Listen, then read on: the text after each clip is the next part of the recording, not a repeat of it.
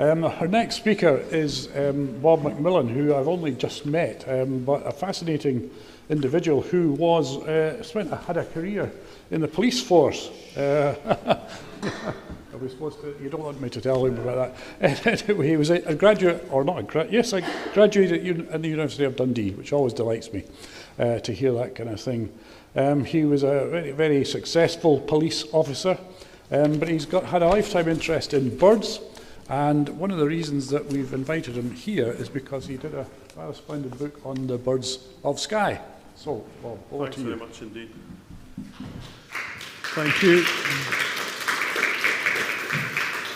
I realise this will be a little bit of a diversion, from some of the previous presentations, but it's quite interesting actually to see a lot of the linkages that exist. And I'll just admit right away that I'm a lowland Scot who's lived in Skye now for 20 years. I first came to Skye about 60 years ago with a guy from Dunblane who was my birdwatching mentor, which takes you back, gives you some indication of the length of time that I've been interested in wildlife.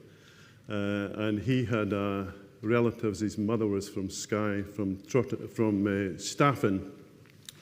And he had a great interest in birds and wildlife, and he also had an interest in collecting minerals and crystals, and I think made a significant contribution with a 28-pound hammer to giving the Trotternish Ridge its current profile.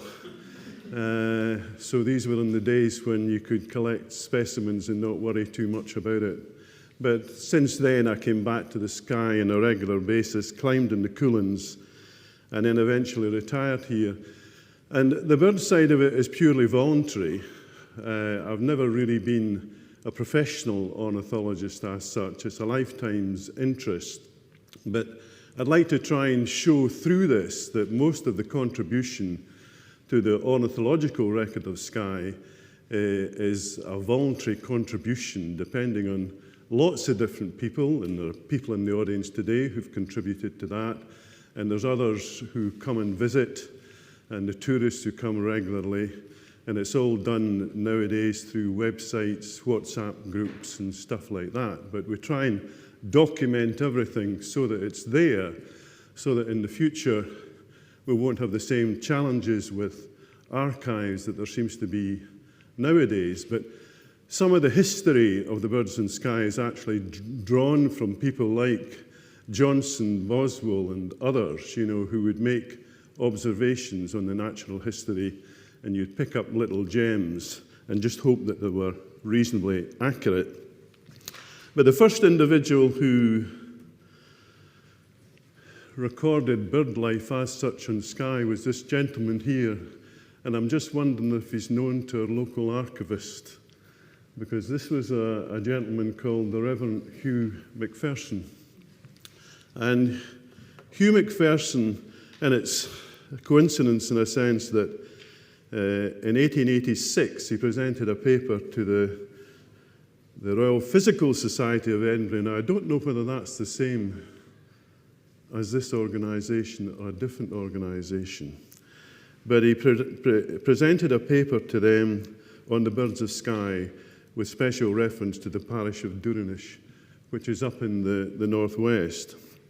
And in that, he recorded 153 species, including a bird called a barred warbler, which at the time was the first record for the UK, and another species, great shearwater, which was very early on in that. Now, McPherson's mother was a MacLeod, and his uncle had the Glendale Estates, and McPherson actually, as a young man, inherited the Glendale Estates and the issues that went with it. And it was interesting, in a preamble to one of the papers that he produced at the time, in 1883, in Justice to the Fauna of Skye, it is right to say, I had even less time to examine it than last year, owing to the presence of the Crofters Commission and many other demands on my time.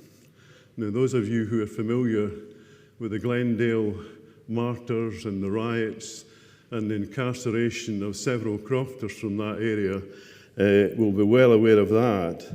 And in a sense, it was an indication of how an individual with a very narrow focus on wildlife and a total ignorance of what was going on round about him, you know, it was seen as a relatively mild distraction. But most of you will know the history of that estate anyway, and it eventually came back in to, I think initially, the MacDonald estates, and then it was taken possession of. So that's gone back to that time, and if we bring forward to 2023, Skye's part of the Highland recording area as far as birds are concerned, and that is managed by the Scottish Ornithologists Club, SOC branch in Inverness. And we've now recorded 269 species in Skye. 30 of these species are red listed and about 50 are amber listed, and that's listed in relation to their conservation position. So we have in the island quite a large number of species that are either at immediate risk or at general risk. And I think throughout that time there have been a number of different individuals. Some have been teachers, some have been visitors who've contributed to the knowledge of the avifauna in Skye. One of them well worth mentioning, Andrew Curry, who worked with the NCC and was based in Broadford for a long time. And Andrew was co-author of a paper called The Birds of the Inner Hebrides, and that was in the Proceedings of the Royal Society of Edinburgh in 1983, and that presented a systematic list on the birds of Skye. And there are other individuals as well, and in terms of Chris's links to the island of Paby, after his family was involved there was a gentleman, Ted Gerrard, who lived there for about 11 years, and who ringed. He was the first person who ringed any birds in Skye, and he ringed about 12,000 birds in Skye during his time there, and he's still on the go, and I bump into him in the Cope on a regular basis. And if we look at species which previously bred in the island, we'll have the white-tailed eagle, and we'll come back to this later, but it left us in about 1916. The black grouse was probably extinct by about 1954. Snow bunting probably bred in 1958. It's unfortunate that Des Thompson's not here, because Des Thompson's father, Desmond Nethersill Thompson Sr., wrote a number of monographs on species in Scotland, one of them being the snow bunting. And I don't think he actually had knowledge of the fact that snow buntings bred in the Coolin, but certainly snow buntings did breed in the Coolins in the 1950s. Species like corn bunting were still recorded, for example, in the 1988-91 BTO breeding atlas, but are no longer with us. And even the yellowhammer, which many people here will remember, it still breeds in Lohalsh, but as far as I can establish, it's no longer breeding in Skye, and last bred in Slate, not far from here, in about 2004. So we're still losing species, and there's a correlation in some respects with some of the species we're losing with land use. So the two are inextricably linked.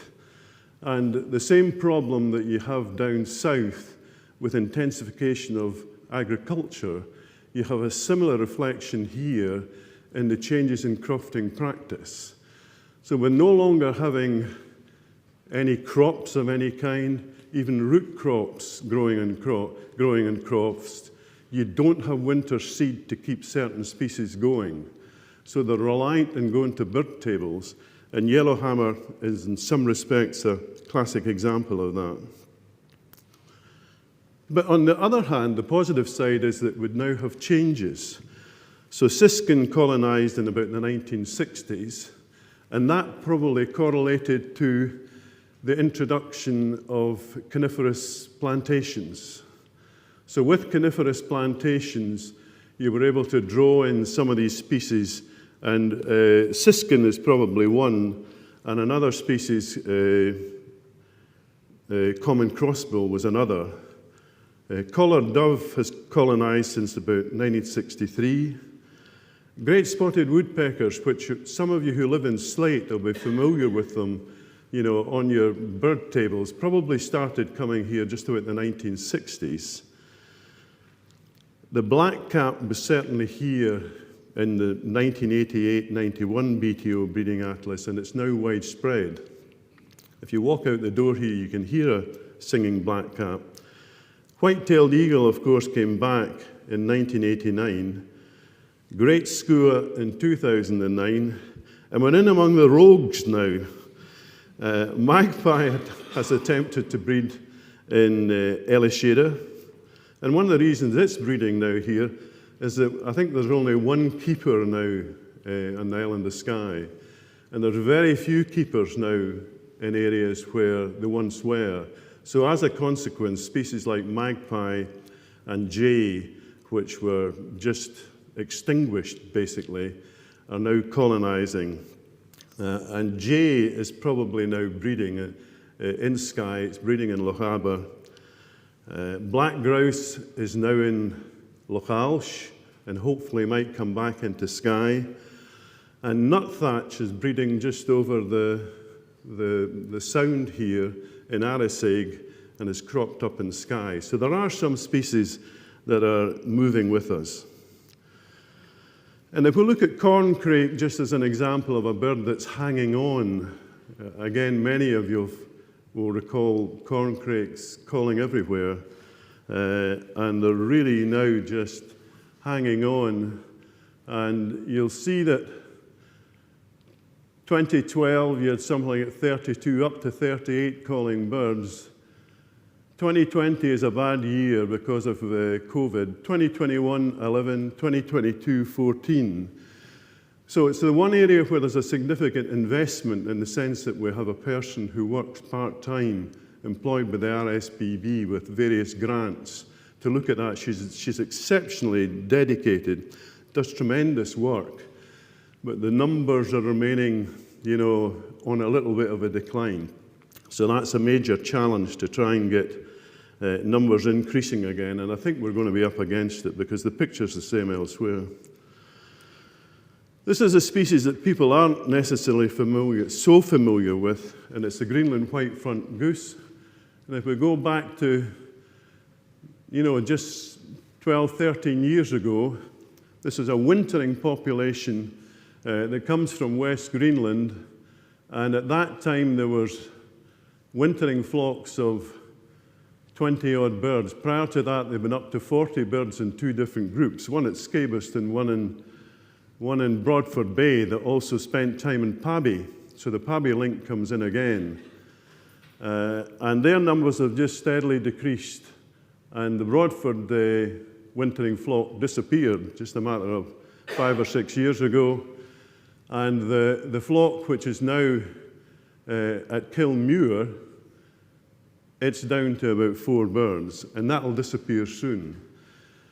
The reason for that is probably more complex in the sense that there seems to be competition on the breeding grounds that these birds have in Greenland with other species, and their productivity has just disappeared. But it's not helped by occasionally people shooting them because they can't tell the difference between them and grey-lag goose. And that's where education has to come in, because most people looking at grey geese in a distance can't tell the difference between the two species, but one of them is critically endangered. Great skua, or the bonksy, and I can't remember the Gaelic name, it first bred in the Staffin Island in Floddy around 2009. And the original colonists we knew from ringing were from Handa. And by 2021, there were probably something like 50 to 100 pairs which were mainly on offshore islands, but a few in the Skye mainland. You'll get them on any coast, just terrorizing everything that moves. If all the birds go up, you know you've got a bonksy nearby, because they can be brutes of things. But the impact of avian flu was first found in St Kilda in 2021, and by 2022 there were very few young fledged. And we can show this on some stats I've got here that are probably a wee bit higgledy-piggledy, but these are Highland records of great skuas, and you'll see them peaking here July, August, peaking here July, August, and then last year suddenly they peaked in May as birds arrived, and then after that the reporting rate just steadily declined.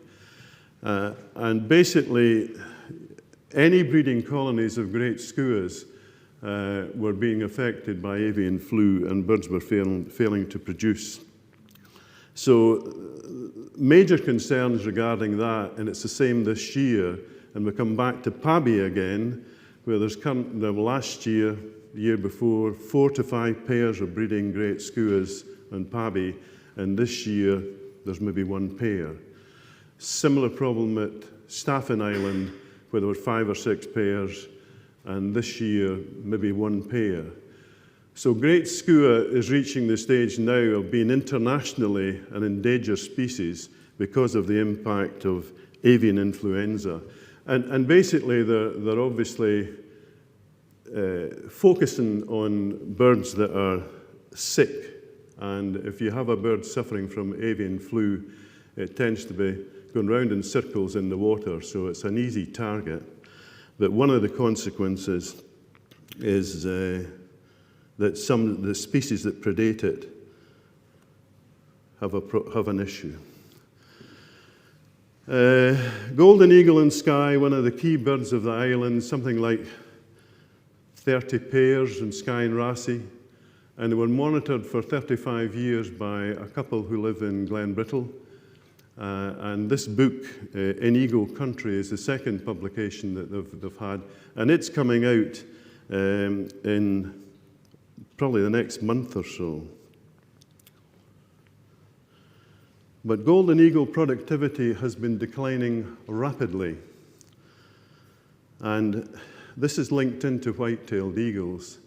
And what I'm going to say among some raptor ecologists isn't particularly popular, but the reality is, on the basis of Kate and Ken's research, is that you see the number of pairs here are remaining quite constant over this huge period of time. The number of breeding attempts is similarly fairly high, but the actual number of pairs that are successfully rearing chicks is declining constantly, to the extent that if it goes beyond 10, then the population is not likely to sustain itself without other birds coming in from elsewhere. So if this trend continues in another, when my grandson is my age, you might have 1 or 2 pairs of golden eagles breeding in Skye and Lochalsh. And that might seem a bit of an overkill, but that is the reality of it. And the view is that there is a link with this introduction. And that's a view that's shared just by a few of us, and it's certainly not shared by Des Thompson and other people in authorities, but that's certainly a view of some of the field observers, and these are people who spend years in the field. So this is our fellow, the flying barn door, as he's called, and this is one of the issues. And I'm not going to talk too much about it, but that's the kind of perception, and that's what causes a lot of the problems of a lamb being taken by a white-tailed eagle. And white-tailed eagles can breed in some funny places. And although there was a nest in a tree here and another nest in another tree here, I think after a storm, the nests were blown out because they tend to nest in fairly crazy places. They weren't exactly blessed with good sense when it came to finding a home. And this one ended up laying a nest here on top of this knoll. So this is a white-tailed eagle incubating an egg, you know, with a friendly sheep quite nearby. Now that's unusual. I don't think ground nesting has been recorded too often, but it is symptomatic of the issue. But then if you look at white-tailed eagle productivity, you'll find here that the young fledged is pretty constant. That's just the last 4 or 5 years. And this is data provided by the monitoring team from the Raptor Study Group who follow them until last year. And last year, white-tailed eagle productivity dipped completely. And the linkage to that is avian influenza. So again, this is a bird that's predating on geese like the bonksy, and clearly at the top of the food chain, this accumulation is causing major challenges. And then at the other end of the scale, we'll have species like lapwing. And this is just a little bit of data from Andrew Curry, who had something like 35 pairs at breeding in the area of Loch Kilchrist, which is fairly rich grassland. 35 pairs in the 1960s.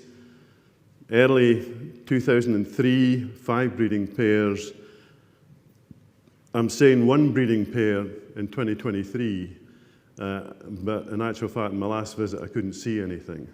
So the birds are basic. There's still lapwing breeding on Skye, but I suspect it's just a matter of a few years before they disappear completely. And the problem there is probably a combination of predation by foxes and by hooded crows. Some other species that do well with us, and they certainly do well in areas where there's good crofting ground, is a species like twite. And this shows you some of the ringing data. It's a little brown job that will come to your bird table and take seed at this time of the year. But it's also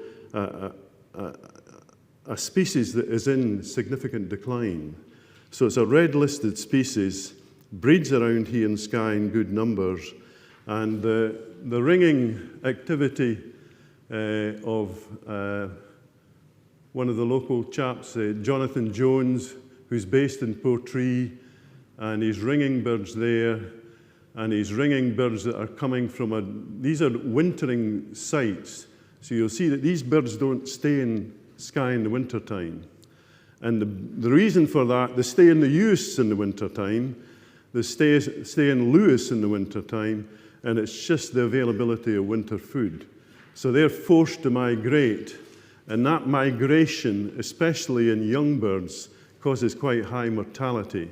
So because of that, the population is in steady decline. And again, this is just another indication of birds that are ringed at Portree that are going out to different locations for the winter time. Another species which has increased in number quite significantly, the goldfinch, and again you'll get it in garden feeders, and they are reliant on garden feeders, but a lot of them migrate. And this is a bird that's been around Skye for a time, but not in the numbers there are now. And you'll see again that it's a pretty long-distance migrant in the winter time. And again, a lot of that will be driven by lack of winter food. And that's where feeding birds becomes pretty important. How's my timing going on? 10 minutes. This is a species that's been close to my heart, the hen harrier. And this year, it's a national breeding survey of hen harriers. It's a species that we have in Skye in relatively small numbers, probably 15 to 20 pairs at most. but it's clinging on in other places because of persecution. And nobody can tell me anything about estates. I was brought up in Perthshire, so I know the estates in Perthshire, Angus, and places like that. They're absolutely notorious in terms of the management of vermin. And hen harrier, golden eagle, white-tailed eagle, a lot of protected species are right at the top of that list. And in Skye, the beauty of Skye for me, there's hardly any gamekeepers. There's no grouse moors. Now that's not the case 50 years ago, 100 years ago. There were grouse moors right down through Slate. And if we look at the local archive, we can see the number of grouse that were actually shot on these estates. So grouse shooting was obviously a sport of the privileged at that particular time, and everything else was eradicated to allow for them to exist. They're still here in small numbers, and it's probably a fairly natural balance. The problem with the hen harrier population in Skye is this little cutie here, and it's mum and dad, because I did a study a number of years ago in the north of Skye. I got a grant from various bodies and put camera traps in at nests, and found in fact that fox predation of nest sites was one of the biggest problems. So probably about 50% of the young that were produced were predated by foxes. And you can tell when a fox predates a nest because you find that the ends, these are pin feathers out of a young bird, and you find the nests, the ends of the feathers are chewed. So it chews off the wings of the birds when they're relatively well grown, so the fox can drag it away through the heather easier. The only difference here, this isn't a young harrier, this is actually a young golden eagle. So there was a golden eagle about 6-7 weeks was removed from a nest in Kinross, and the feathers were chewed off the wings. And this was a reconstruction that was made by Ken Crane, which just gives an indication of the amount of damage that a fox will do. There's not a lot of natural prey here. We don't have rabbits as we had in the past. There are clusters of rabbits around, and at one time, and that's maybe one of the factors for the golden eagle, that each golden eagle territory would probably have a cluster of rabbits near it, and that's no longer the case through mixie and various other diseases.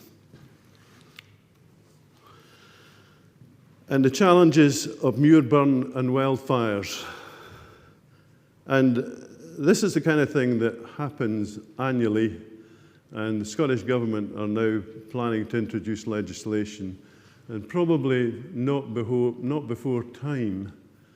This is an example of a burnt area in the north of the north of the island.